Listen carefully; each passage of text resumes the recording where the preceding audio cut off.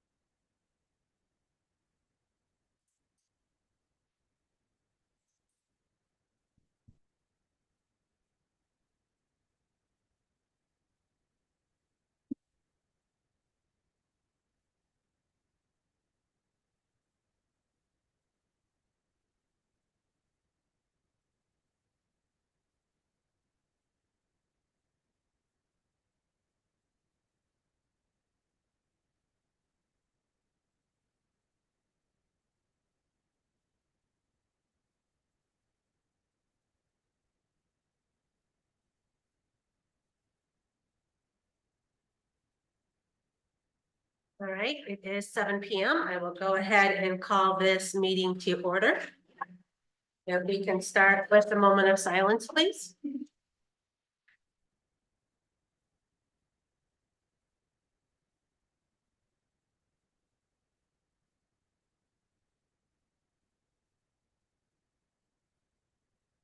And if we can stand for the Pledge of Allegiance.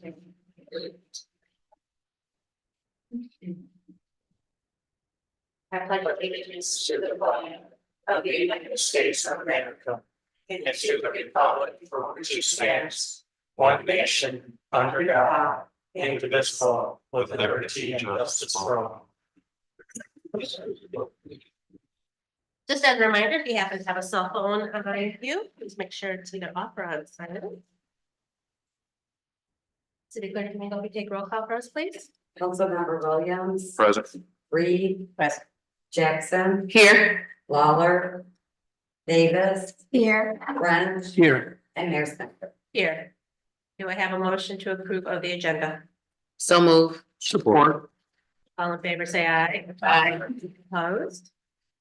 This evening, we will start by a couple of presentations. The first is by Baker Tilly in regards to our water systems improvement project.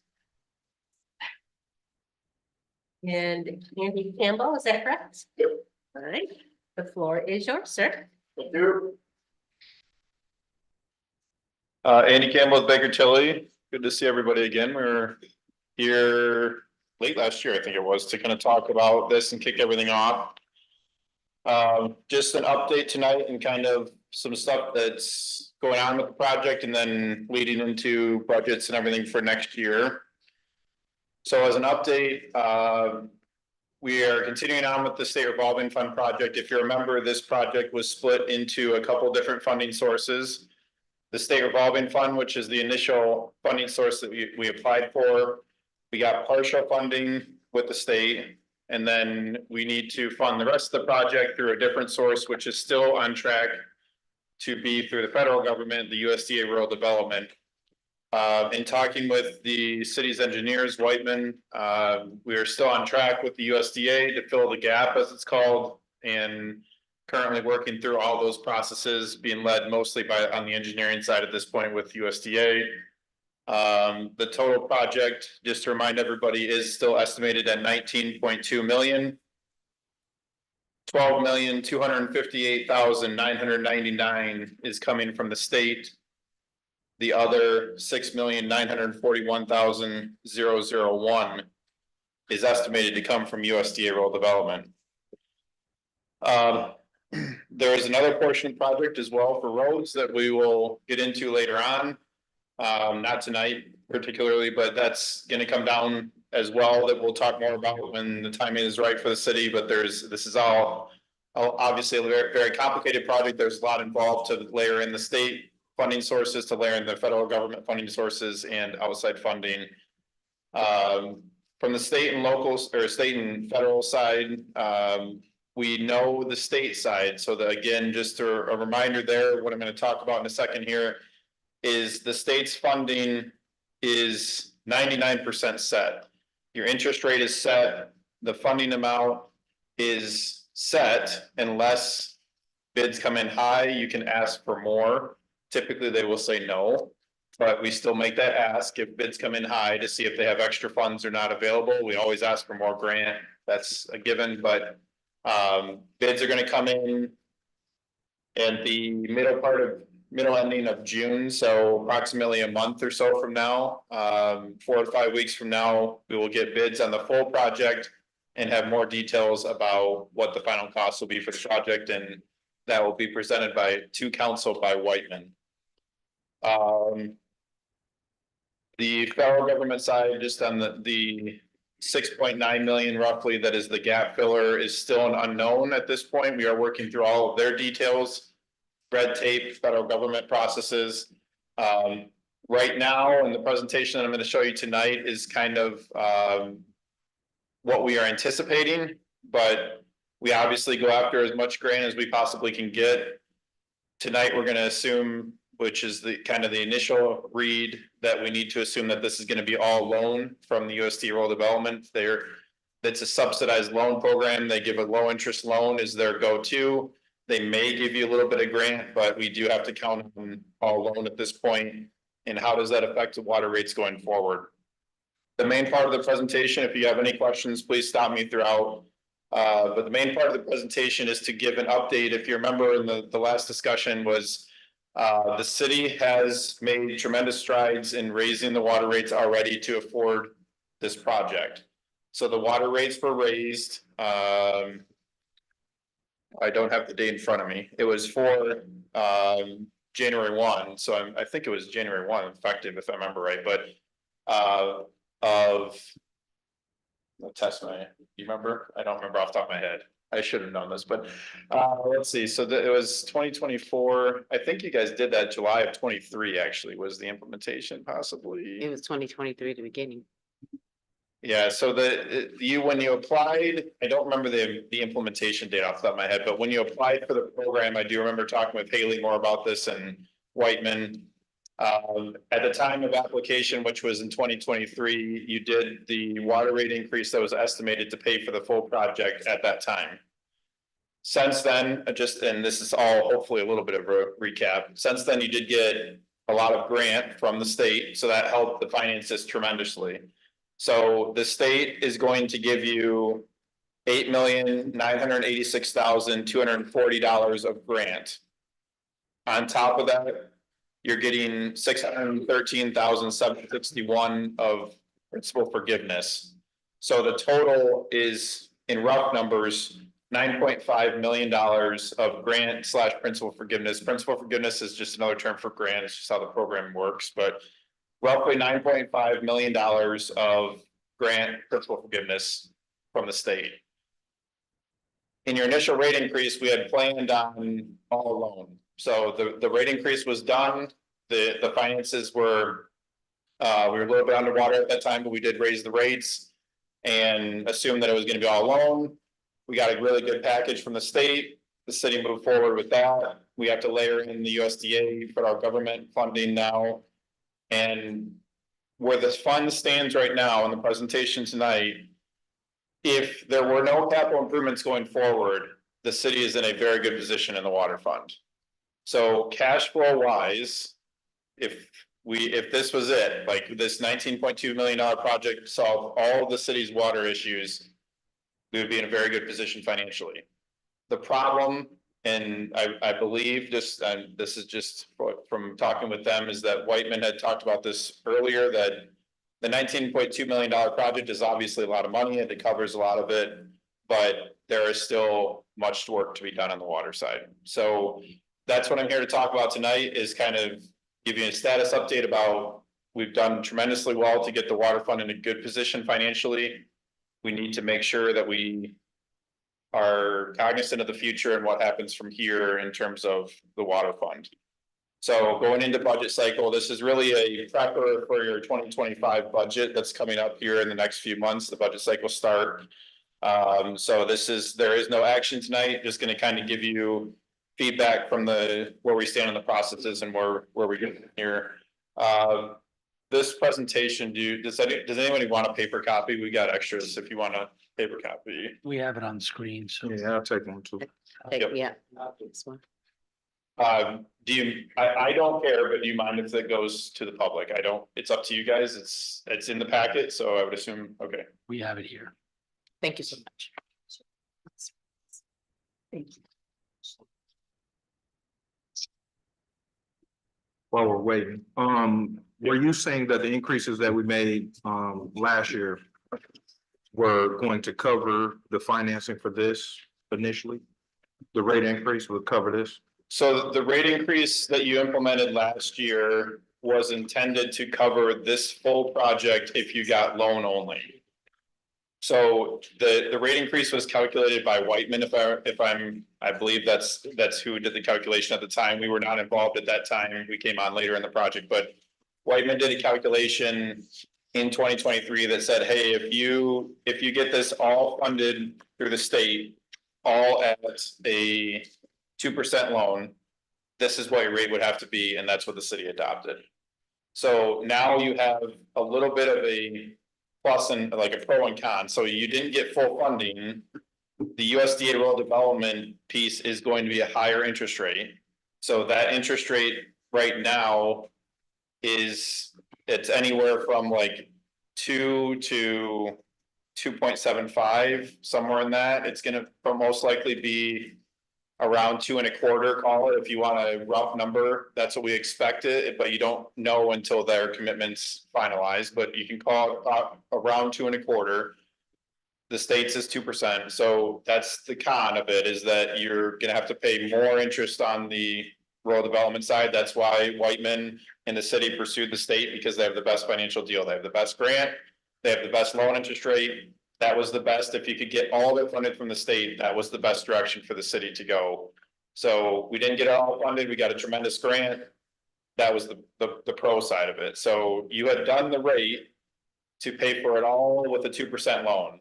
You got a bunch of grant, but now you have to pay for some of it with a higher loan interest rate. So there's the give and take of it. You got some of it paid for, but you still have to pay for a higher interest cost on the other portion of it. So our debt service is gonna be higher as a result of the higher interest rate. Your debt service overall will be lower than expectation because you got $9.5 million of grant. So that's what we'll go through here, because yeah, you'll see that in a second here, that like overall, you got a much better deal than was planned, which is going to help you in the future here. So does everybody have copies? Okay, so on page 1 here, I'm just gonna go through the highlights and kind of show, actually, I'm gonna start with let's start with page 1. We'll give you the news here. So, all right. So on page 1, there's a column in 2024. There's 2 numbers highlighted in yellow. Those are your current rates right now. So you have a demand charge that's charged every quarter for $36.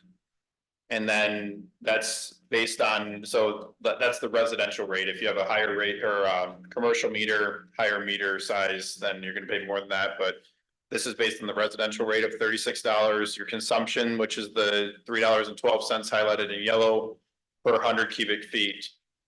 The easiest way to quantify this, the most important thing that we look at in terms of water affordability, how does this impact your customers, in blue there. So in your current quarterly bill, now remember, this is just the water side. This has nothing to do with anything else. It's just the water portion of the bill. Your current quarterly typical homeowner's bill is $92.16 per quarter. So this is your current rate structure, what your current ratepayers are seeing right now. Your typical average homeowner is paying $92.16 per quarter. As a metric, and this is just something that that we as like Baker Tilly use as a metric that we typically see, is we work with about 400 communities in the state. About 200 or so of them have utilities. The typical rate that we see for a water quarterly bill is $135. That is the average. You're at 92. Why I tell you that, you can't compare yourself to Battle Creek, you can't compare yourself to Marshall. Every system's different. You have some communities that have a really large user that are carrying the weight, some communities that are very small, residential only. But that will give you kind of a metric when you talk to people. It is important. I understand that the typical ratepayer doesn't care how your system operates. They don't care if you're Marshall, Battle Creek, Albion, doesn't matter. They want to know, is your water affordable? Don't care how it works, how you're pumping water, who your customers are. Relatively speaking, your water rates are low compared to the average at $92 currently. Going forward, this is where going into this is not a recommendation at this point, but I just wanted to, when I was talking with Haley about planning, Haley and David on planning for this presentation, there are some tremendous decisions on top of what was already made in 2023 that the city is going to have to consider in the 2025 budget cycle going forward about how and what to do with the waterfront capital improvements. So again, $92 is the number that we're starting with. The direction is, what do we do from here? And then go down to the bottom portions and you'll see some highlights in pink. So the highlight in pink is your current deal with the state revolving fund, the repayment of that project that I talked about. Ultimately, the Eagle will, the commitment to you is $12.2 million roughly. You have to pay back 2.65 million of that, so the rest is all grant or principal forgiveness, but you have to pay them back the 2.65 million if you consider, like, if you sign on the dotted line, complete all the processes to close. And borrow all that money, you gotta pay them back 2.65 million over at 2%. And we are currently estimating that that will be done over 30 years. This presentation tonight goes through the 30-year cash flow. So you'll see in pink near the bottom right, there's a number that says negative 120,000. That is the full payment after construction. So if I'm losing you, please chime up, because this is not easy in terms of all this, the numbers flying around here, but in the state revolving fund world, the full payments do not kick in until you're done with construction. So you pay interest only payments during construction. So that's why there's small, like the negative 54s. So we're anticipating that you'll have interest only payments in 2025, your 2025 fiscal year, and two interest payments in 2026. And then your full payments of $120,000 per year will kick in your fiscal year 2027. So this full impact of the bond payments for the revolving fund, the state deal, do not kick in until 2027. However, you do have to have the rates in place when you close, but you already did that. So you already did that rate increase last year. It's already done. You are good to go with the state revolving fund portion. So from the overall here, I'm going to give you a couple overall points to just take away, hopefully, with everything that I'm throwing at you. With what you did in 2023, the state will have no more say in your water rates. You have satisfied the state's requirements for the water rates. So from the state's perspective, you already did what you had to do. It's really on what does the city want to do going forward. That's what this is all planning for, is like you as a council, you as a community, what do you want to do going forward? The state's satisfied with what you already did. You're good in their eyes with the finances. The next deal. So again, the state only gave you partial funding. That was the downside, is that they only gave you the 12.2 million. We need to come to the table with the other 6.9 million roughly. That's again what I talked about earlier, what we're going to go to the federal government, USDA Rural Development for. We are currently in process of doing that. That's the purple. So the purple highlights. We are anticipating currently that the interest rate will be around 2.25%. That would borrow the $6,941,001 from USDA Rural Development to fill the gap of the $19.2 million project. USDA, in all intents and purposes, we do have to plan that their full payments would kick in your next fiscal year. So they do not operate the same way as state revolving fund. Their full payments would most likely kick in 2025. And you can see that that number highlighted in purple is negative 273,000. So USDA Rural Development, no matter what, if you do that, if that's the commitment, they don't give you any grant, which we have to plan on right now. It is a 40-year commitment. You don't get any choice on that. It's got 40 years. You can prepay it if you want, just like a home mortgage, but it is 40 years at roughly 2.25%, 273,000 per year. On that side, you are like, for instance, I'm like back up here in a second, but the rate increase that you did in 2023 comes very close to covering that as well. I'm not going to go through all the numbers, but this is what we kind of talked about with Haley and David. I'm like giving you kind of a snapshot. A snapshot, like from your perspective, is that the water fund currently has about $350,000 of free cash flow with the rate increase that you already did. We are going to have a loan bond, same thing in our world, payable for $120,000 if we choose the 30-year duration for the state revolving fund.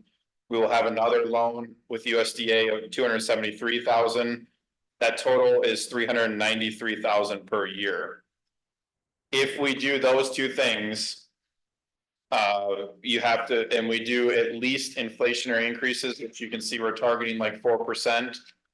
You'll be close to being revenue neutral. So the overwhelming factor of this is that we would hope that either USDA comes to the table with a little bit of grant, or we might have to do slightly higher than inflation for 1 year or something, but that we're very close to covering this project with the rate increase that you implemented last year. And again, that was because we got a lot of money from the state and grant. USDA is going to be a little bit higher in terms of the commitment that we're estimating there. Hopefully it all evens out and we're close to being revenue neutral with expectations.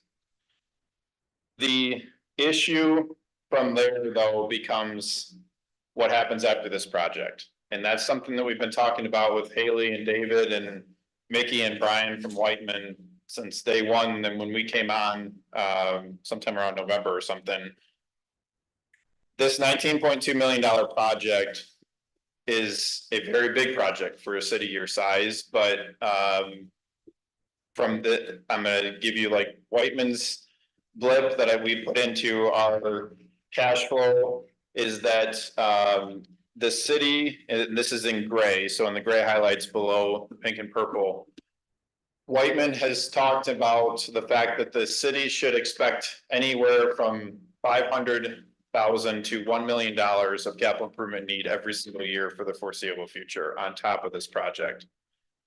So this project is going to accomplish a lot. You get a $9.5 million roughly grant, but what happens from here is the big question. That's why we're here tonight, to kind of go into what happens from here from the city side, knowing that ultimately, though, like again, taking like points to take away, you'll be very close to funding this project with just doing inflationary rate increases going forward. So it's really turned back into the city's hands of like going into 2025 budget. What's the direction from council? What's the direction from city, and what to do with the rest of the system? So if the state's not gonna push you because you're set, like right now, you're in a good position financially. I don't speak from the engineering and process side, but financially speaking, the state's not gonna come and say you gotta raise your rates. USDA, as long as things go relatively okay in terms of the interest rate and maybe a little bit of grant, you'll be close to satisfying their requirements. It's really about the direction the city wants to make going forward. So with that in mind, we did give you just a little bit, like 2 scenarios to kind of go through some concepts to kind of hopefully make this a little bit easier in the end of like going into budget session. How does this work going forward? And again, this is not a recommendation at this point, but I do want you to hopefully conceptualize what this could potentially mean for the city and ask questions and comments, whatever makes sense. So on page 1, you'll see a number highlighted in gray that's negative 875,000, excuse me. So that number is, okay, in a perfect world, Whiteman says, hey, we need $875,000 next year in 2025 to do the next set of projects. And we inflated that every single year. So if we don't pursue any more debt because, hey, we don't like, we're gonna have 2 bond issues now. We're gonna owe the state some money. We're gonna owe the federal government some money.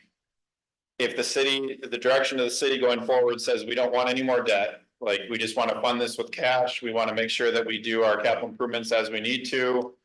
And that looks like $875,000 next year, and then $918,000, which is $875,000 with inflation the following year. And you can see every single year it builds up into, we're going to do a group of cash capital improvements on the water fund every year. Going forward, we would need to raise the rates 30%. So again, not a recommendation, but I'm hoping to get you kind of some financial stuff to start wrapping your heads around the need on the water fund still. So this project is going to accomplish a lot, but the direction about what happens from here is very important for the city. So in a perfect world, if you said, hey, money is no object, let's just go raise the rates again. Not saying that's a recommendation, just saying like, that's what would have to happen. It's like, if you want to say, we don't want to do debt in the future, we're not going to get any more grants, we want to take the most conservative route, we'd have to do a further 30% rate increase to the water rates to do that. If on page 2, kind of say, okay, that's not a realistic world. Andy may be in your finance world and that may be great, but let's live in reality, like what can actually happen going forward. Page 2 kind of shows what is most likely, I will say, most likely the direction of the city going forward and kind of something to think about. So what page 2 does is says, you know, we were very successful in getting grants in this project. We got $9.5 million from the state in grants. Maybe we can't do all of that cash funded capital improvements every single year. We can't fund roughly $1 million around there every single year. That's way too much money for our ratepayers to pay. I'm not willing to do another big rate increase is what essentially could happen. So what happens from here? It is most likely, I mean, we kind of talked about this with Whiteman. I will say like the downside of, or there's positives and negatives with everything here, but the state gave you a really good deal in this time around, but going forward as a warning, this is why we're doing the presentation now going into budget, is that the state has publicly come out and said, like, just with the same thing that you guys got with your ARPA funds, their ARPA funds are gone in this funding cycle that you're currently in, that you got the $9.5 million in. It cannot be the expectation for communities going forward that that type of deal would happen again.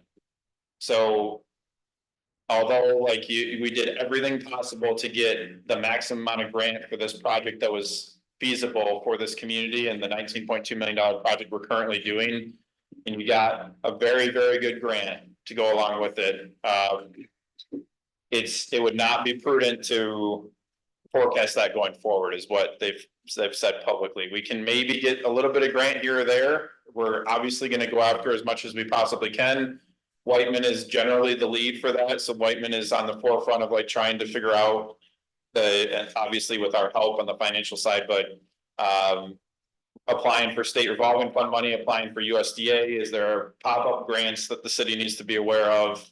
If we have a change in federal administration, that can affect things as well about the direction of infrastructure grants and stuff. So that stuff will change over time, but it is important to know from the city's aspect that we can't forecast capital improvements going forward with another 50% grant here and another 50% there, because that's not going to be feasible. So we either need to figure out a plan that pays for it with cash or pays for it with some sort of debt or combination or something thereof. So page 2 kind of goes in the opposite direction. So page 1 says cash fund everything. Let's get it all done every year, spend $875,000 with inflation on top of that. Page 2 goes from the other direction and says, we can't afford to raise the user rates that much. What happens if we just debt finance that? So you'll see at the bottom, there's near the bottom, there's 2 lines highlighted in gray. Essentially, if you take those same exact numbers and just debt finance them in terms of a 20-year loan, and we took 3-year groupings. So you do 3 years of projects in one bond issue, and then next 3 years later, you do another set of 3 years of projects. You pay those projects off over 20 years, then the answer would be that you would need to go back to 4% increases per year, which is generally speaking an inflationary rate increase. So if the city was willing to pursue further debt on the water fund, and you said, hey, like I'd rather not do another big rate increase, I'd rather try to find low interest loans and try to figure out a way to pay this off over a duration instead of every single year having to come up with $875,000 to write a check for this group of projects. And then next year, same thing with inflation. You could borrow that money, pay it off over 20 years in this case, and as an estimate, and raise the rates by inflation every year. So that hopefully will give you, we can obviously run an infinite amount of scenarios, but will hopefully give council going into the budget year a little bit of direction about again, trying to give you some bullet points for the future is that it is not necessarily our recommendation to raise the rates 30%. It is our recommendation that you need to at least do inflation. That is the bare minimum going forward, that we have to continue raising rates at least 4%. what I want to key in on is that typical homeowner's bill, because 4% means different things to different people. If you look at that page 2, so there's numbers numbers highlighted in blue, so that 92.16, so $92.16 is the current quarterly bill for water. If you raise the rates 4%, that same homeowner's bill would go up to $95.85, so it's $3.70 per quarter. So it's called $1.25 a month. So if you raise the rates 4%, your typical average homeowner is going to see a $1.25 increase per month, $3.75 roughly per quarter on their bill. I do think I don't pretend to know the financial situations of everybody in the city of Albion. Raising rates is never easy, no matter what you do. If it's 1%, if it's 100%, it's never easy. But the overwhelming factor here that why we're here tonight to talk about going into budget session in a couple of months and have you all ask me questions, we preferably tonight. You can filter your questions after tonight through Haley, David, wherever. But it is a strong recommendation that we have to continue to do something because the capital improvements are coming. So again, like the project is going to help get a significant portion of it done. But Whiteman's scenario is basically saying that we've got a ton more to do. We've got multiple millions more to do. And we need to at least do some sort of increase to pay for that. We cannot keep the rates the same and afford to do further capital improvements. Is again, another thing to take away, that if we don't raise the rates anything further anymore, you can't afford to do other capital improvements. We have to continue to do something because there are a lot of capital improvement needs on the water fund, and how we do that is up for discussion. Do we do it with cash? Do we keep applying to the state? Do we keep applying to the federal government? Do we do open market bonding? There's a bunch of different ways to do it, but they all cost money, and every single one of those avenues will need a water rate increase. So a pause there. Questions, comments? Question. Okay, so you said currently we cannot afford to keep rates the same and still do still afford the capital expenditures going forward After the current project. after Correct. the current project. Correct. All right, so in order to maintain it, it's either the 4% bond or the 30% increase. I mean, the 4% annual increase to keep up with inflation. Or we do a 30% one time and 4%. Is it just it's per year and after year? Yep. Okay, Those are basically the two extremes. So either at minimum inflation, 4%, maximum would most likely be that 30% plus the 4% thereafter, or somewhere in the middle, depending on what you want to do. But now that's all factors with the current rates that we currently have. The water project that's going in is also supposed to support a new industrial park. So if we happen to have commercial businesses that open out in the industrial park, then they may share in some of that burden as well, potentially. correct, yes. I mean, if you have growth, if you have new customers coming on or something, that is always something that would be put into the equation when that happens, like when you get those people starting to come in and ask questions and starting to give you estimates about water usage and such. But you have to be very careful because it depends on a number of different factors on when they're coming in. Estimates that companies give you are generally very suspect. Right. You have to wait till they're connected and see what they're actually using to know what they're doing, and then also you're going to have an increase on expenses. So you have to weigh all of that factor. So yes, industrial parks are generally speaking a very good thing for water parks. Wish we were doing a water fund. But you just have to be careful about, you can't really count on that until it comes, but Right. You are correct in saying that, so. Okay.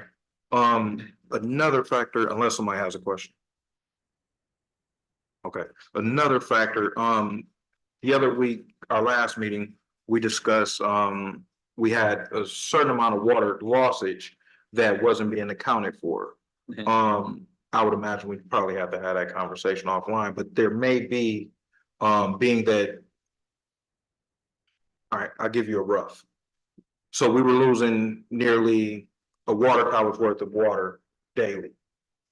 The chemicals that we put in there to maintain it and all of that, so. In the same scenario as if we added actual user minus the rates being paid. But the expense to us was still there. So there's potential probably there to also look at the numbers that we used previously to recalculate them in a way in which we have a much more accurate number. I wasn't sure if you were aware of that or not, but like I said, that's probably a conversation we'll probably need to have offline. One with the city manager and assistant city manager, but there's factors there too that may help these numbers as well. That's what I'm saying.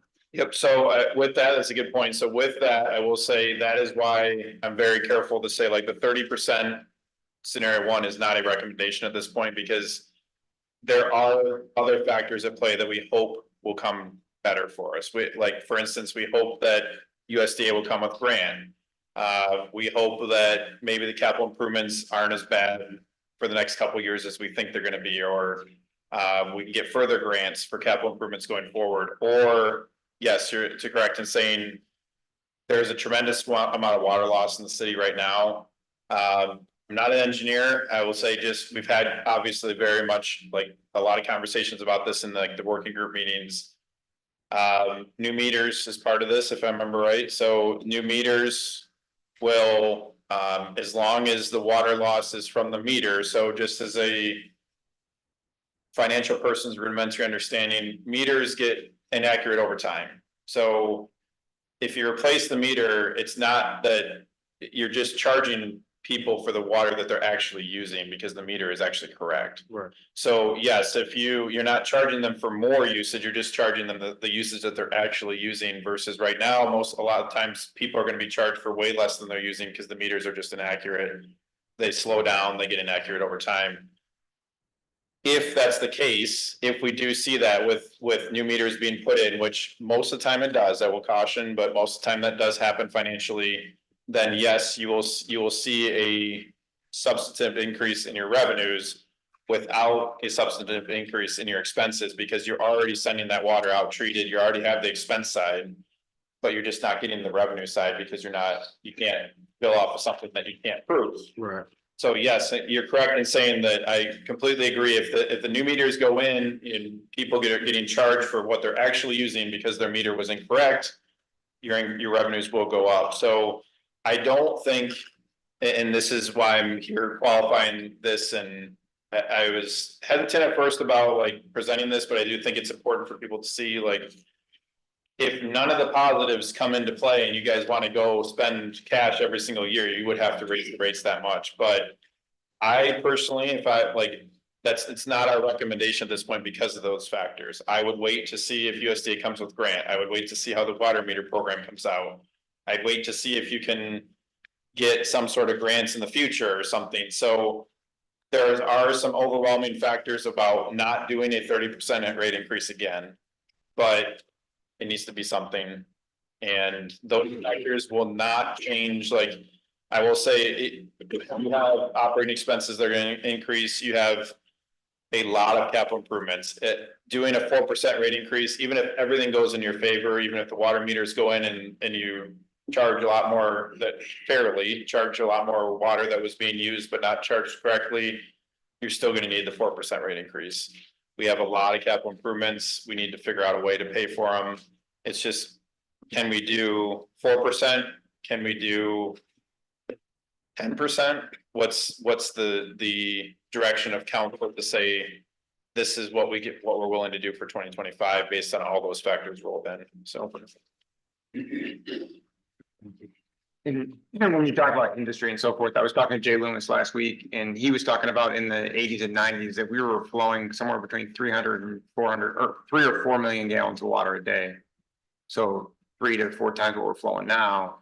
And so that's a big change in what our infrastructure is and then what we have to pay for it. So because we flow about 1 million gallons or just over 1 million gallons a day now. Oh, we were doing 3 to 4 previously? Yeah. Okay, sure.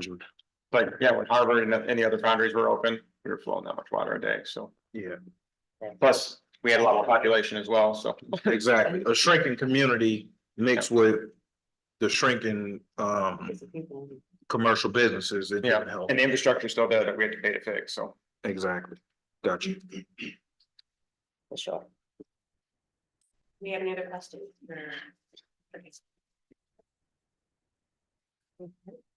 Thank you. Yep, you. appreciate it. Thank you. Thank you so much. Right, next we have, project with our Economic Development Corporation.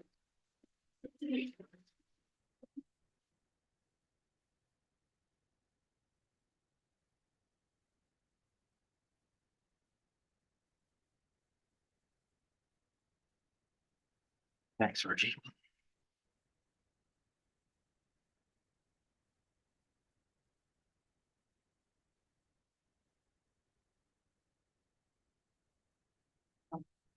Thank you.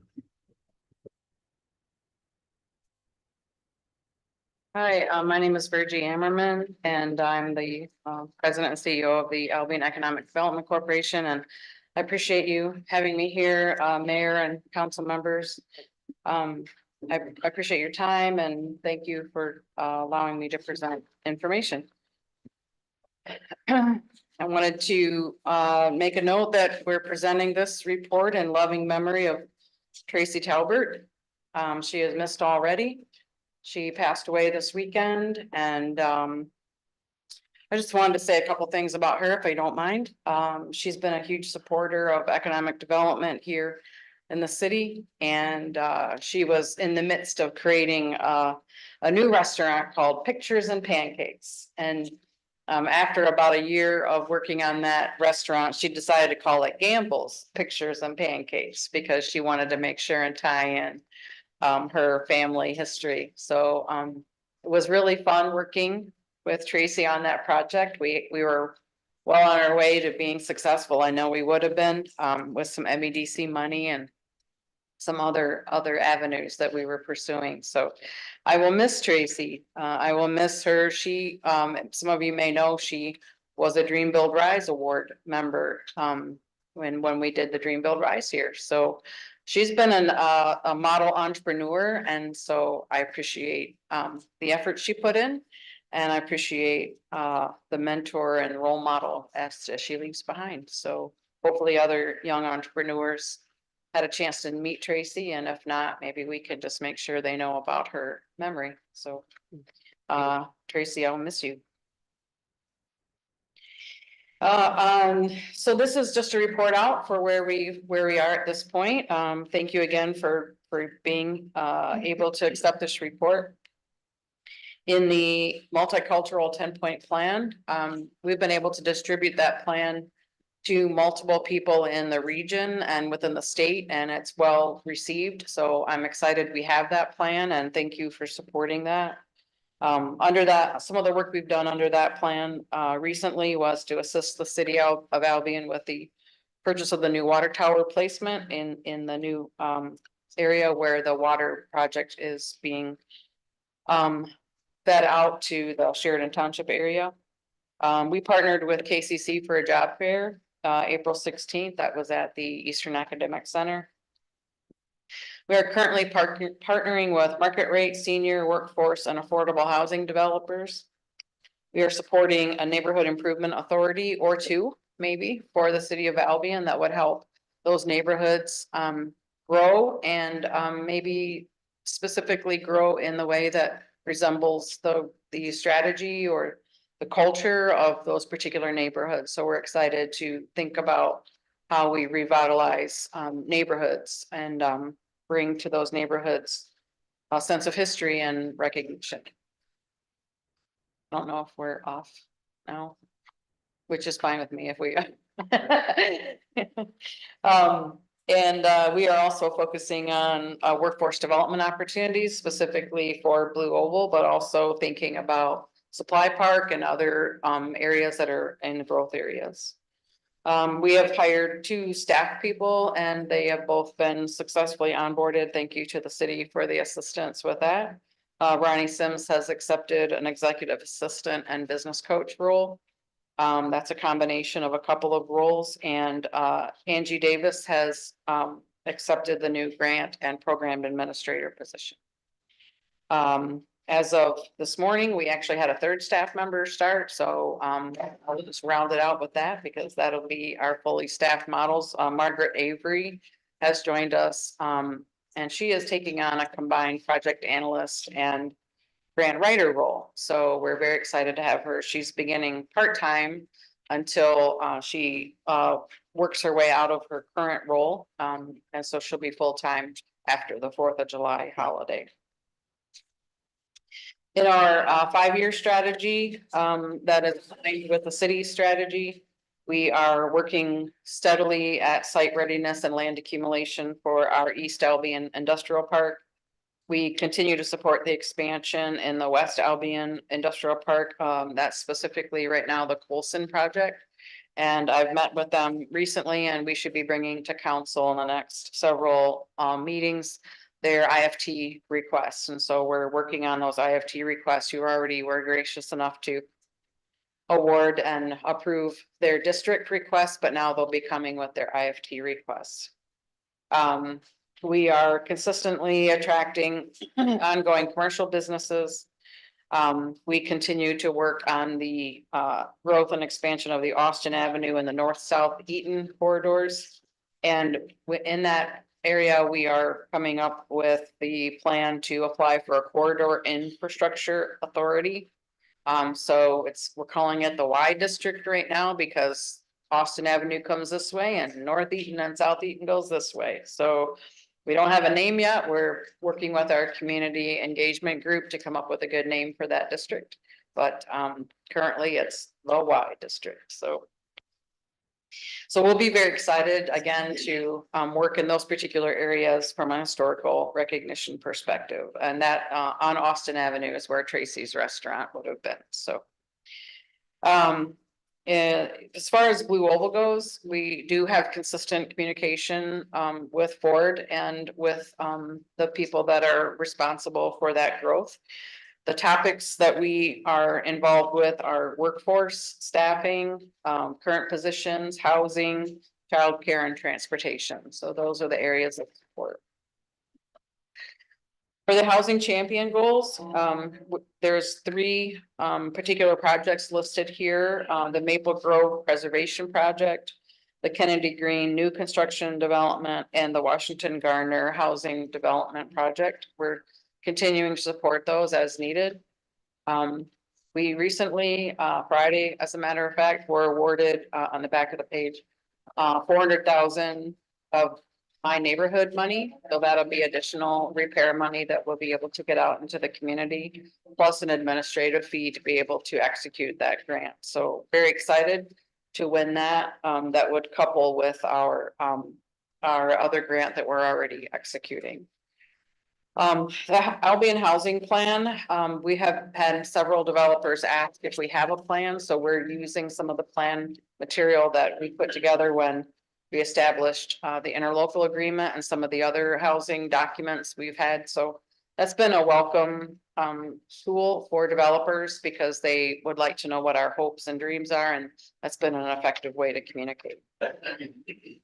We are supporting the city and also the city of Springfield and the city of Marshall in their intent to hire Plant Moran to do a regional housing study. So very excited to see how we can support in that and have better information about the housing needs and where we can best develop.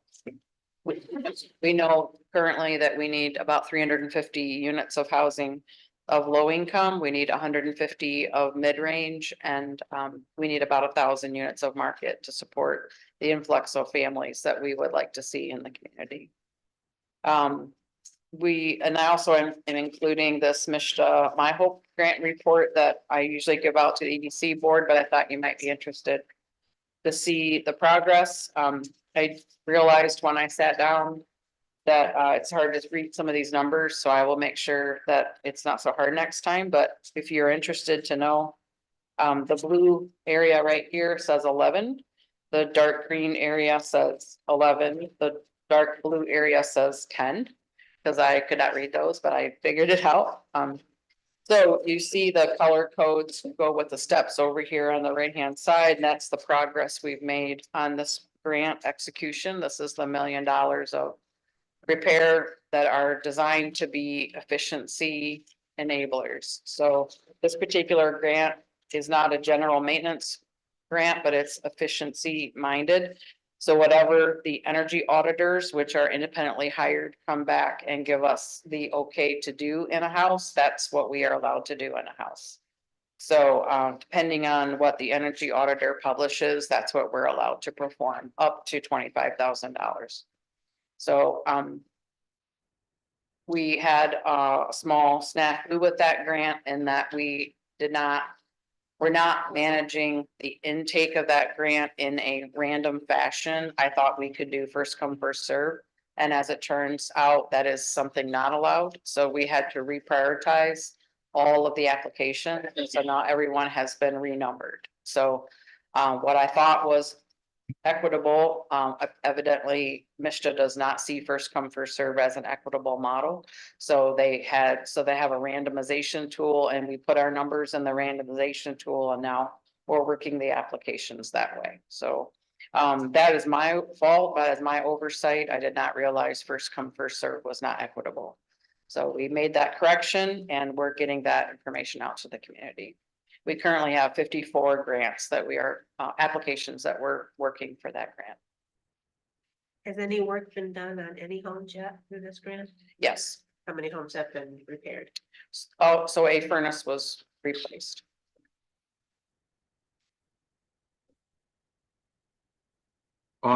As far as administering the funding for this grant, is there any hurdles that you're seeing or obstacles that you're seeing based on the pool of applicants?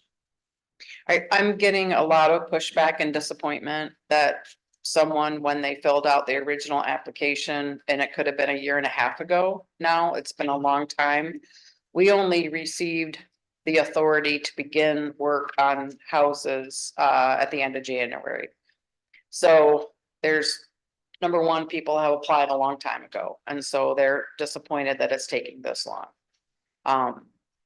When they applied, of course, we had not won a grant. We were just helping them to apply, hoping whatever agency had the money would help. At that time, Battle Creek Habitat had the money for our zip code, but they ran out. So then when we were approved in round 3 and 4, then we were able to pick up those from Habitat and bring them over to our queue. So that was a process. The second thing is that someone may have said, you know, I would like to have X, and the energy auditor went out and did the audit, and they come back and say, we approve Y. And so there's a lot of discussion with that person about the disappointment. Gee, I was hoping to get this, but you're telling me I can have this. And not that I don't want this, but I really wanted this. And so there is a disappointment in the community that it's efficiency based, and the independent auditor has the responsibility to understand the level of efficiency that an improvement can make, so that your utility cost go down, your energy use go down. So it's just simply not a general maintenance grant. And I think I think there's a big disappointment right now. No, I understand that. Let me clarify a little bit further. People who have the need that are coming or applying for the grant, is there any hurdles in the people who would qualify for the grant? But it's not necessarily, you know, they may be running into certain things, maybe insurance, coverage, you know, that type of thing. Are you noticing, anything like specific to those where maybe we can, maybe we use our seats here to reach out to someone to try to bridge that gap, so that, expending those funds could be a smoother process all the way around? So there's several hurdles. One is actually being able to apply. So the portal is only open when Mishta opens it, and they only open it when they believe that they're short on applications. So they open it for a week, and during the application period, it was kind of the last week of the month. So they would open it, we would publicize that it's open. Of course, this is statewide, right? And people could actually apply. And if they struggled with the application, we either helped them in the office or we had someone at senior services that helped. So the application process itself could be frustrating if you couldn't get it right. People trying to apply on their phone, that's hard, right? So that is one set of hurdles. Once the portal is closed, you could only apply if you phoned 211 and expressed that you had an emergency.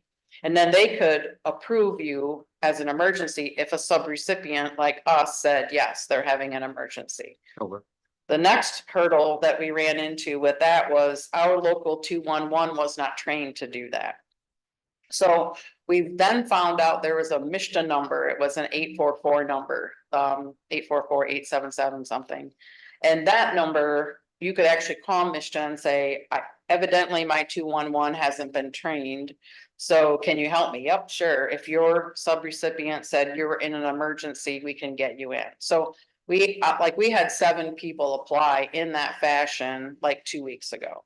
So we do see our applications going up. So these methods to get people to be able to apply if they're having an emergency work, but it's not without some significant effort on the part of either us or the applicant or Mishta or the combination. So getting the app in is tough. Then after you have the app in, like we have them now, the person has to qualify from an income perspective and you have to own the home. And then there are certain characteristics that have to be covered. So yes, the home has to be insurable and you have to have insurance. And then the energy auditor has to approve a certain amount of repairs. And so first the person gets approved, then you hire the energy auditor and the energy auditor indicates what can be repaired. And then before that you assess for insurance. So if your home cannot be insured, and we do have an insurance agent in town who goes out to the home and says, what would it take to be insurable? And if what it takes to be insurable lines up with what the energy auditor has said we will do, we're in business. So then we do that work and then the house is insurable, away we go. But if what is being done from the energy auditor's perspective does not line up with what makes it uninsurable, until they get it insurable, we can't move forward. So those are the situations we run into. In that situation, we try to call a community action agency, senior services, Habitat for Humanity, 2 or 3 other places that have other dollars. And we try to put those dollars together so that we can spend ours and they can spend theirs and the person has an insurable home. Right. Does that help? That answered it. It's a little bit of a detail, but I appreciate you asking because we want to spend the money and we want to do it in a compliant fashion. So. Perfect. Any other questions? Thank you. Thank you. Thank you. Public comment. If there's anybody in the gallery that would like to stand and address council in regards to an agenda item only, you may do so at this time. Just give us your name and address and 3 minutes is yours.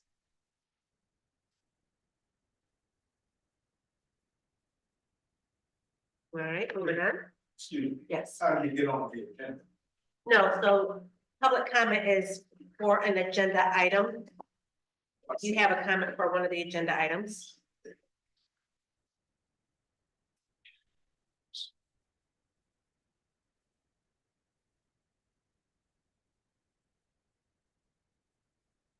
I'll be back. All right, consent calendar items. In your packets, we have the minutes for our May 6th study session, May 6th regular session, the permit for the farmer's market, and the permit for the annual father-son picnic in Victory Park on June 8th. Do I have a motion to approve? Support. All in favor, say aye. Aye. Opposed? Do I have a motion to approve resolution 2024-17 to amend resolution 2024-02 So, authorizing I'm sorry. Commissioner Show, So move. Support. Assistant City Manager? This is just to change the ability for the city manager's designee to sign for some of the documents, while she's off.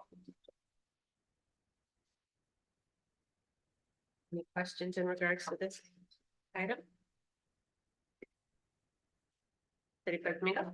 Councilmember Williams, Yes. Reed. Yes. Jackson. Yes. Davis, Yes. French. Yes. And Mayor Snyder. Yes. Do I have a motion to approve resolution 2024-18 awarding the mowing and the brush abatement service contract? So move. Support. City Manager? So this is for the mowing and brush abatement that we contract out every year. For the large items we've been using Hawkins, they didn't fit on it this year. And the Stewarts were doing the small item ones. They also did not bid on it this year. We received 3 bids. All of them were relatively close. The lowest bidder on the hourly rates did a minimum of a 2-hour on any of the lots that they would do. They're also out of Lansing. And some of those are just small projects that don't really require an hour to get done. The second bidder, the Aurora Lights. Nursery and Landscaping. It's an Albion company. They have no minimum amount. They do it by the hour. And so with that, I think it's actually going to be cheaper with some of the smaller things that we have to mow. And so I think that's a better choice for us. And being local, we can probably get things done quicker as well. We recommend that we go with the Aurora Lights Nursery and Landscaping. Question? Yep. Yeah, just a quick question.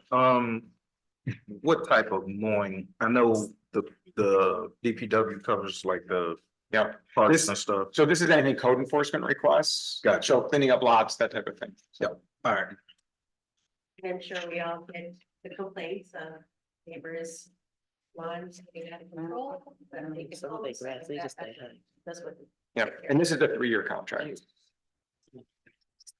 Any other questions? City Clerk Domingo? Councilmember Reed. Yes. Jackson, Yes. Davis, Yes. French. Yes. Williams. Yes. And Mayor Snyder. Yes. Do I have a motion to approve the Whiteman and Associates contract change for North Albion Street? So move. Support. Assistant City Manager? The original proposed estimate was for a 24-week construction schedule due to various encounters throughout the construction. Team has been, or delays, there has been extended for 3 weeks, and due to those delays, engineering requires additional time and oversight. So they're requesting contract change request to $19,650. Questions for Assistant Manager? City Clerk Domingo? Councilmember Jackson, Yes. Davis, Yes. French. Yes. Williams. Yes. Reed. Yes. Mayor Snyder. Yes. Do I have a motion to approve the updated fee schedule amendment? So move. Support. Assistant City Manager? So we've had some requests in particular for the Festival of the Forks in our vendor fees that we have for those. The vendor fee schedule was placed in the packet. I think currently we have a 7-day for resident that's $30 and a 7-day for non-residents that's $45.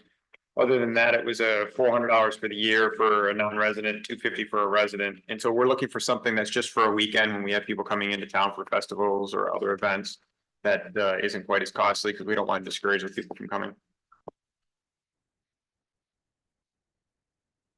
I thought, and I could be totally wrong, I thought there was a stipulation in the ordinance, like if there was an event being managed by another entity. From looking through it, I did not see that. I don't know if Colin knows something different, but No. I mean, Scott called me, or Scott and I talked about it. I couldn't say anything that said that. yeah, I thought there was something too when I first talked to, but there was nothing in the ordinance, so. That's something that we could look at rewriting the ordinance if we wanted to do that, but this was a way to get around that without huge cost to vendors coming Yeah, in. because I thought like one of the scenarios, like when we do Juneteenth, so like a Juneteenth vendor, you know, it was just a one-time thing, Juneteenth was handling the fees. And so that's why I thought. Yeah, I thought the chamber did too, but. Yeah, I thought it was that way until I called Colin and we couldn't find it, so. I mean, my guess is that's how the city may have just kind of done things in the past, but I don't think it's memorialized in an ordinance. So would it make more sense to amend the ordinance to kind of cover that base instead of doing a weekend fee? I guess Colin, what in your opinion, what would be the best option moving forward? Oh, I got one. Weekend fee. So with, there's an arts event taking place, would all of the vendors have to be And that's what I'm permitted saying. separately, or does it fall under that? Yeah, and that's why. Like It used you to be had free, a vendor coming in. They're paying you, right, Juneteenth, when you. Yes. They pay you, so that's why I hate to see them being double charged. Mhm. But if it's not for an organized event, Right. then definitely this is something that they would have. And to so these aren't just vendors, this is mobile food. Yeah. Mobile food. So it's not every vendor, it's food vendor. That food truck. Oh, They should only have that we weekend fee. created. I heard what y'all said. I did. I heard what you said. So, and in that order of the Juneteenth is that when she took the park, correct? Then that goes to her or to them, to Juneteenth Juneteenth. yeah. Exactly, and that's correct. Now, if they are just coming here, I think they should be able to just pay the weekend because we charge them a big amount. No, it's true, but what I'm saying is that, so they're paying. Because they're gonna be a part of that event, but then they have to pay the city, so they're being double charged. That's what we're, Now, are you talking about? That's not how he, Just vendors. food trucks. the food trucks, that's not how you said that. No, I think I initially. Yeah, said yeah, that's not how he said Yeah, that. so I'm at food trucks. Yeah, okay, all right. Okay, so currently, if a vendor shows up for the weekend Food truck or vendor, food truck. there you go. Okay, food trucks would have to get the weekend for a single thing. But if it fell under an actual event, then they don't have to get a singular permit, No, they have to get a permit no matter what regardless, they're here no for. matter what, okay. Yep. Alright, So the language in the fee, it Unique. says.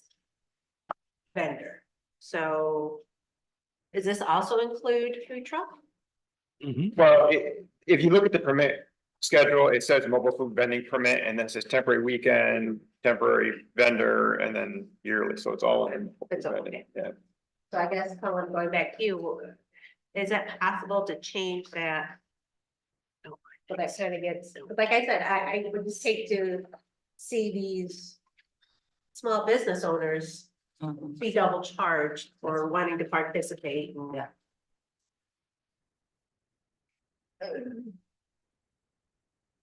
I mean, we can have, I'm happy to talk with the assistant city manager and whatever to see how we can parse that out. I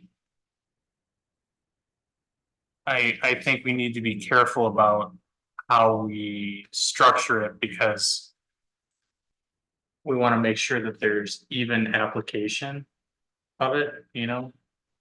I think it would be, I don't think it would be a good idea to have arbitrary exemptions. It'd have to be Yeah. something that we're applying across the board. So like Um, the Juneteenth and the arts thing, they all came to council for approval. Mhm. So that's, I think, part of that process, an organization that's gonna hold something, they have to come to council for approval. But part of this is like, if we have our own local food trucks that are paying $250 a year to be here, then these events come up, they've already paid. Yeah. And these other mobile vendors can come in and not have to pay anything, so. That's what I mean, you know, if somebody's bought a full year. The city's got its ordinance in place, I mean, should it be the other entity that's vending to the city rather than vice versa? So. Are you talking about they're paying outside of what they have to pay the county for even being there? So, yeah, the city adopted a mobile food vending ordinance, 2022. We read that. So. If I'm hearing correctly. What we're concerned about is. the city will charge a fee for a food truck or a vendor to come to the city for some period of time. And we're concerned that that same business, if they were gonna do Juneteenth, would also have to pay Juneteenth for that privilege. My question is why? If you have a food truck license for anywhere in the city, you can park anywhere in the city. Mhm.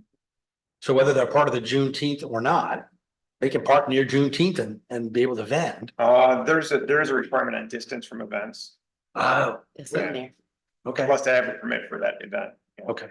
Oh, and the permission of the, Right. yeah, that's what it was about the, Oh, the festival and thing was. the Yes. permission. Oh, But I can't, Are they paying double?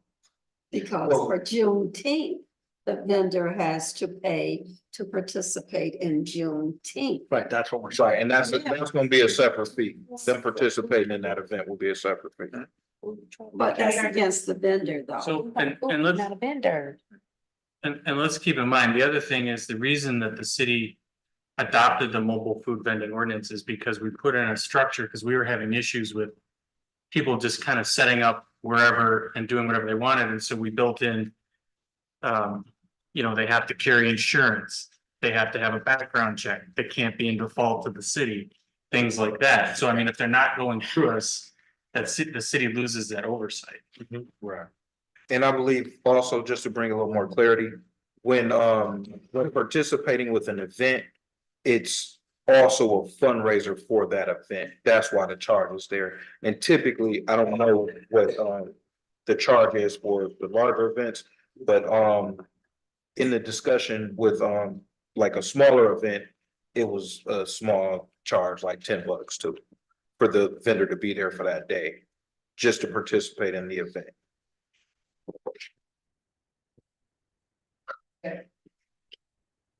So this fee, so this is just saying if they don't have that yearly, they have to get this. Right. You can get a 3-day, a 7-day, or a year. I agree. And this is trying to keep the rates down, but yet still providing us with the oversight. I agree with that. I mean, it is a small charge, but for some people, and I understand. And some events can help that. But it gives us, if it gives us the oversight, if it gives us, Somebody gets sick, you don't have a problem. I mean, when we discussed it earlier, $25. but when we discussed it earlier, it was the built-in administration fee. So it's pretty much the administration fee for ensuring that they have the required documentation that they're supposed to have to participate, Correct. or well, to vend within the city. Yes, then. So you've got here a 3-day is $10. For a resident. get 15 if you're not. And what do you mean? Oh, for resident, yeah. Call the question. Councilmember Davis. Yes. French. Yes. Williams. Yes. Reed. Yes. Jackson. Yes. No Snyder. Yes, motion to approve the DPW equipment purchase request. So move. Support. You taking this? Yep. So the DPW department is requesting $16,744 for the replacement of a primary mower for the Parks Department. The current mower has over 3,000 hours on it. They plan to take that mower and move it down the line to another department that doesn't use it quite as much. The money for this is gonna come, about half of it from the sale of trees at the tree dump, and the remainder is expected to come from sale of an older mower. Mayor Pro Tem Jackson. Yes, is this what Jason had been talking about? Deputy? Yep. Any other questions? Mayor Pro Tem Jackson? Councilmember Davis. Yes. French. Yes. Williams. Yes. Reed. Yes. Jackson. Yes. And Mayor Snyder. Yes.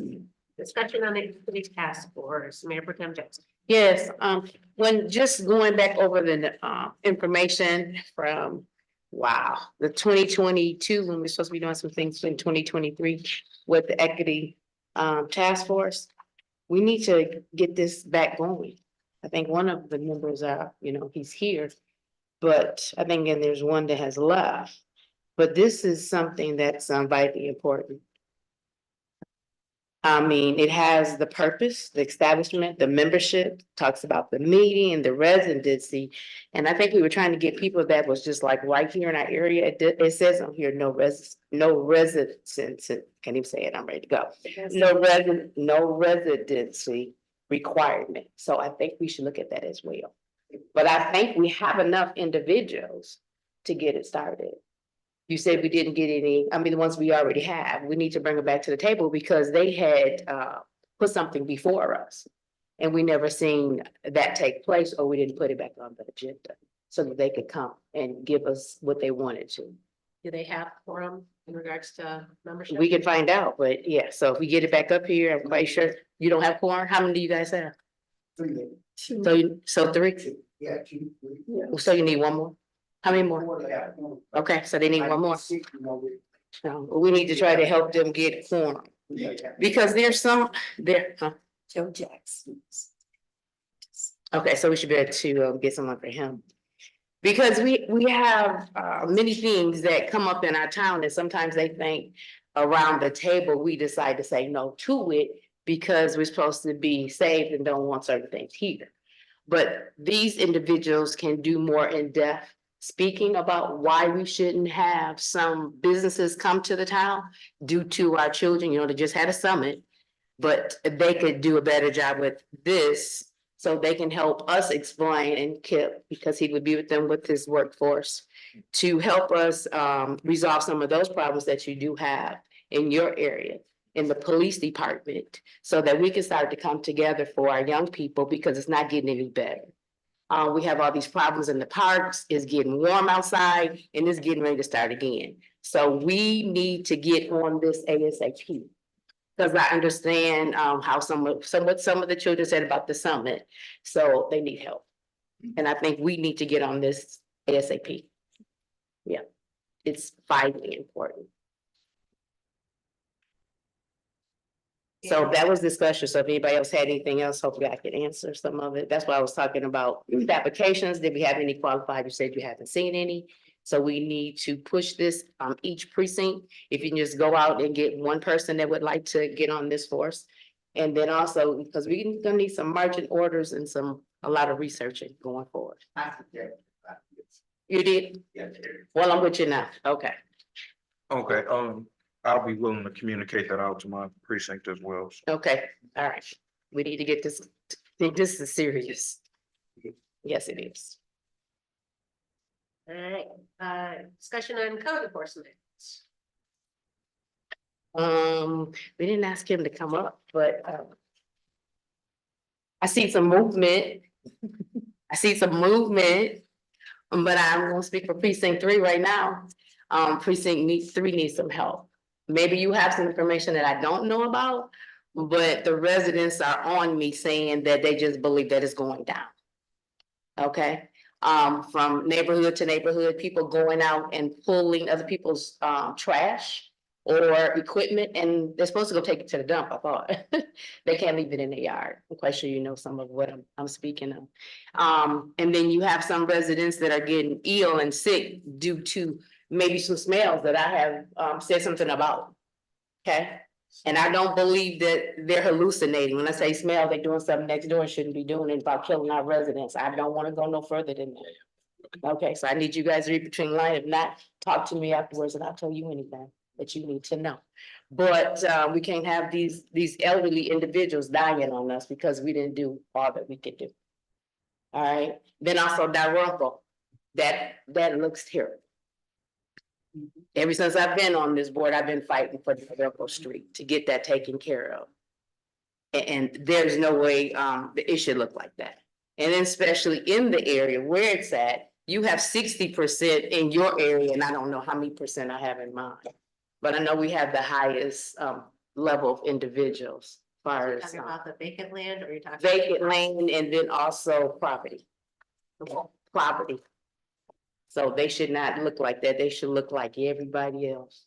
You can ride down Eden Street, and you can see rodents running out of people's houses. And we still continue to let this go. Some of it has to stop. I know you guys can't do nothing about out there on C Drive, but you can do something about the inside. You understand what I'm talking about? Yeah, we didn't have to call up some outside help to get some things done in here, but we need to focus really hard, even if we need to come together. I don't know what you need to, because I know you got other people in different cities too that can help him out as well. So I'm asking for that. Yeah, we talk about neighborhood, none, you talk about, you should say neighborhood Inc. Or neighborhood Cleanup. neighborhood, okay. Well, we can enforce that too. But we need to see where we need to begin. Tell me where I need to help you or us help you as well, because I know I'm not the only one, but I need to make sure that I'm doing that for precinct 3. Okay. Alright, city manager report. Stephen was there. Oh, I'm sorry. Yeah. Same thing for precinct 2, because we've got to do something about people who are moving out of homes or dying. They're dying and their children have homes, like the burning home down from me in the greenhouse up on the corner, because lots of rodents are coming out of those houses. And something needs to be done. If they're not going to take care of the property, they need to sell it or they need to tear it down or something. I know you can't tell a person what to do, but then they should be more responsible, or the city's gonna have to help them be more responsible about these vacant houses that's just sitting around. We already talked about the 3 in my neighborhood that's burnt, and we see lots of rodents there, and the grass is grown up higher than the sign that you posted there. And so, something just needs to be done, because it's an eyesore, it's a health hazard and everything else. And then the house down the street, you've got garbage coming all out now, over the sidewalk to the street, people messing in it and all. Something's got to be done.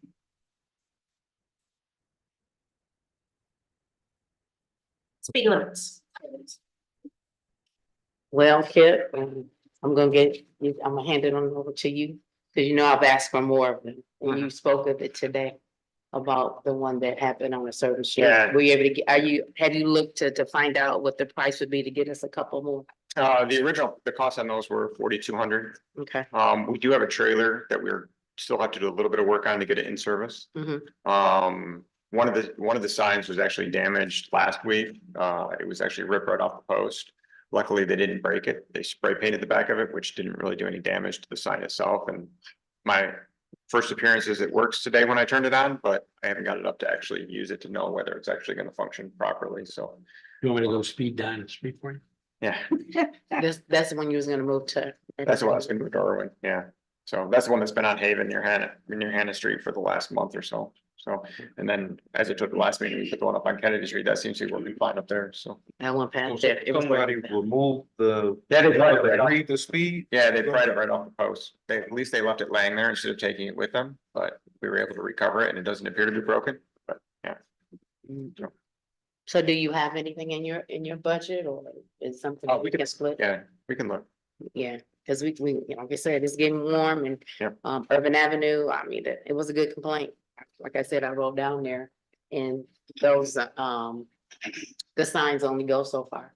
Yeah, and they are speeding. And I was able to buy 2 solar chargers for them, which has been very handy because they seem to keep them charged now that we don't have to go out and change them every Mhm. couple days, so.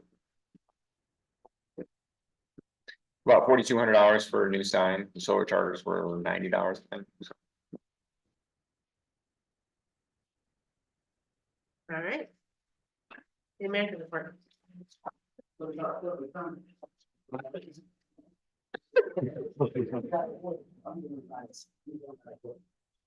You on the back part? There, look at it, turn it over. So you need to mark your calendars for June 29th, 9 AM to 3 PM for our annual residential cleanup, which will be held on, like I said, Saturday, June 29th, at Ketchum Field and Harris Field. This underscores our city's dedication to cleanliness and the community involvement. We'll provide a list of acceptable and unacceptable items for your reference.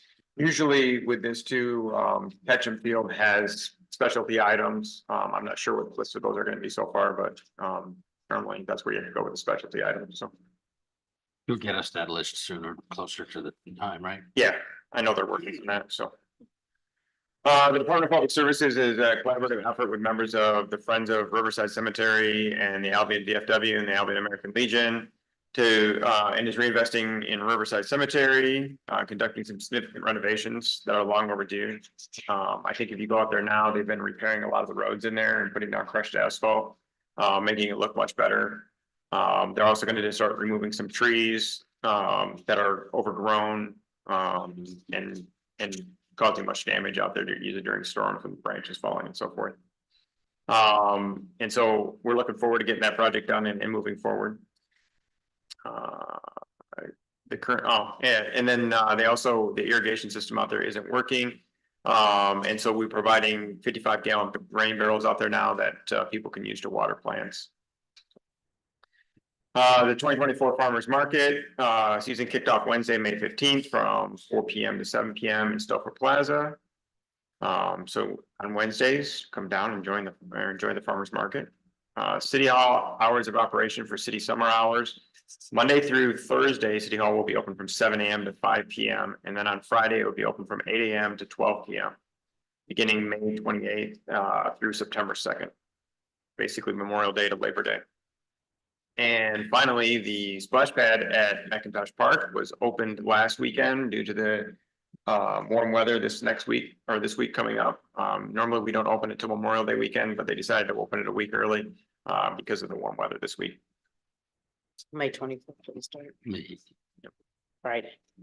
Mr. Arnold, you are correct. I got a little out of line on my agenda. I was just going by my packet, but yep, was a little out of line on my agenda. So I'll go back. Future agenda items, anything that you'd like to see coming on an agenda? Jackson? Yes, what is our plan for our streets? I know we were talking about being able to cut out in different areas and put a patch or something. Hopefully we can still talk about that, because you know, we have to be attractive. I know splash pad it will look attractive. The splash pad gonna be the ones bringing no money to the city. Those individual. The streets up around the splash pad are getting repaired. No, that's what I was thinking. We have to do something for the other ones as well. Yeah, cause blue, you know, you think blue over, Oh, yeah. they coming right along. Any other items? Public comment. If there's anybody in the gallery that would like to stand and address council, you may do so at this time. Either one of you, come on board. Make sure we stay. Just give us your name, Dennis Reed. Where you live. address, 1103 Borough. 3 minutes is yours. Yes, just a question on this food truck stuff. How is it legal to make rules that override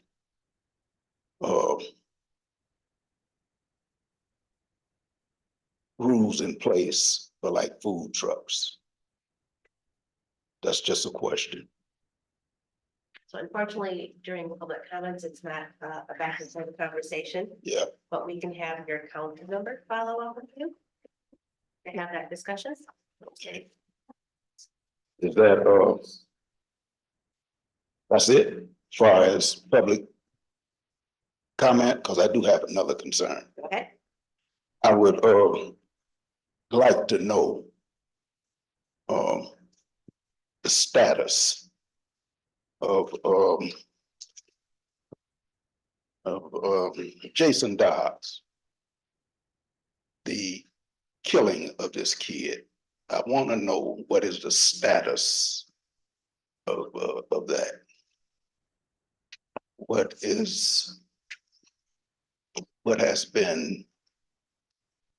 been done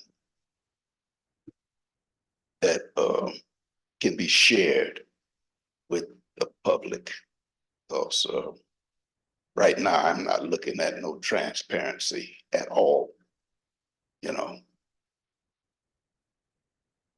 and you can make sure that your council member also follows up with you. Do you know what your council member is? Oh, yeah, I do. Okay. Thank you.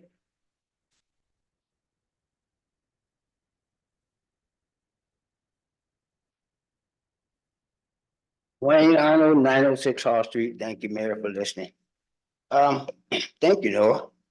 I was wondering when, this, equity task force issue was gonna, present itself, because I don't think we met none in 2023, and if I'm not mistaken, I haven't seen Ms. Woodson or Ms. Lanou in a whole year or so, so we basically is only down to, Miss Davis and I that's, officially on the task force, but you covered that very well, though, so I don't have to elaborate on that anymore. And as far as the code enforcement, we do have a national maintenance code, that's adopted by the state and it's adopted by the country, and as most cities has adopted the national maintenance code.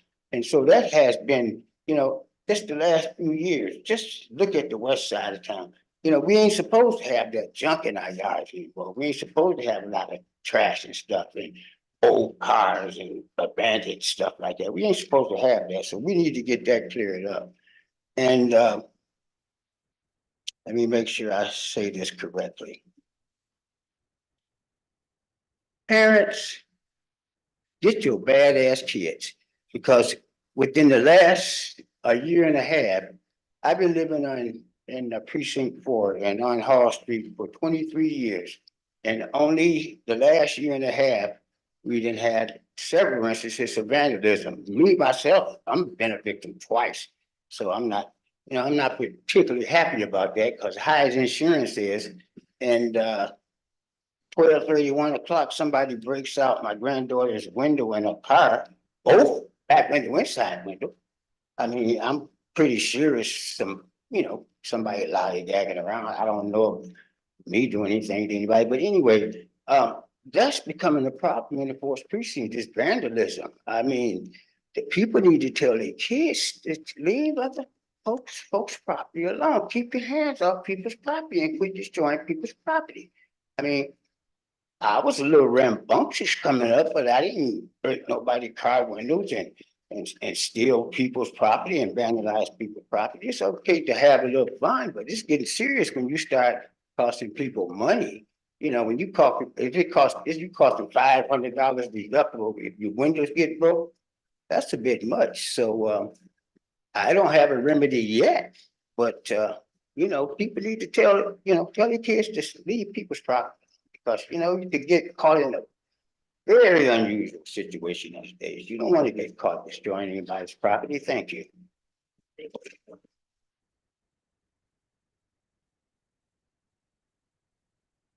Anybody else like to address council? Okay, the council member comments. I have a comment. Yeah, thank you, Madam Mayor. Friday, I was invited to attend a We the People event hosted at Marshall Middle School. There was 4 different groups, an 8th grade group, 2 6th grade groups, and a 7th grade group, who were presenting. They were presenting information based off of the Constitution, and it was kind of like a debate thing. The kids, they all did well. I believe the 8th grade group had just placed 2nd in the state. In that event is hosted by the Michigan Department of, I have to get the name. I have to get the name straight. But they had a phenomenal event. They all did great. And I was happy to be invited, and I look forward to attending more events like that at the school system. So thank them. Just want to announce again that Juneteenth will be June 15th at Holland Park. We plan on hopefully having a Friday night movie, the second part of Black Panther. But we're still working on that, but it will be that Saturday all day. And if you check the newspaper, next week, We're gonna run an ad of everything that'll be happening on Juneteenth. And I would like to announce the fifth grade graduation is going to be on the 31st of May at Goodrich Chapel, Albion College campus. And our speaker is going to be Dr. Christopher Coleman, who is was a resident of Albion, who is now living in Washington, DC. And he's going to come home to speak to the fifth graders, as well as the graduation speaker from Marshall High School. So one of our hometown young men are coming who has done very well in life. What's those days again? Chris, What are those days again? oh, the 31st is for fifth grade at Goodrich Chapel, and the 30th is graduation at Marshall High School.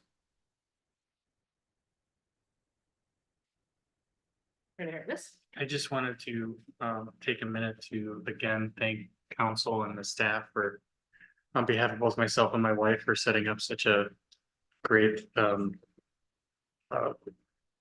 baby shower. It was very much appreciated, and both Daniel and I appreciate everything that everybody did. So thank you again. Best wishes. Absolutely. Yes. Any other comments? Can we hire Councilman Reed to provide that every council meeting Monday?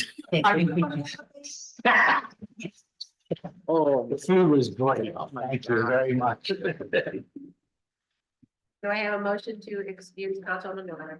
Did we so move? Second. All in favor, say aye. Aye. Opposed? Do I have a motion to adjourn? So move. Support. All in favor, say aye. Aye. Opposed? We adjourn 8:06 PM.